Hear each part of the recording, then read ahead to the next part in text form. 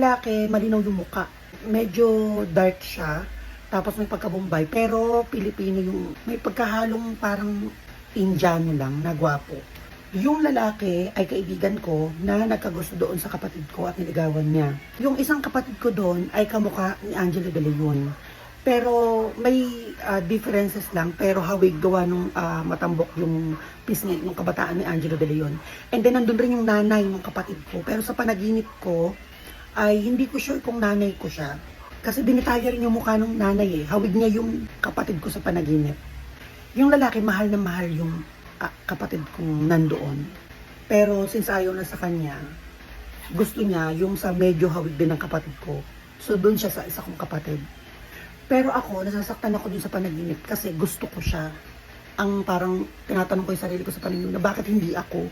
So sa panaginip na yan, lumulugar ako sa frequency ng isang babae.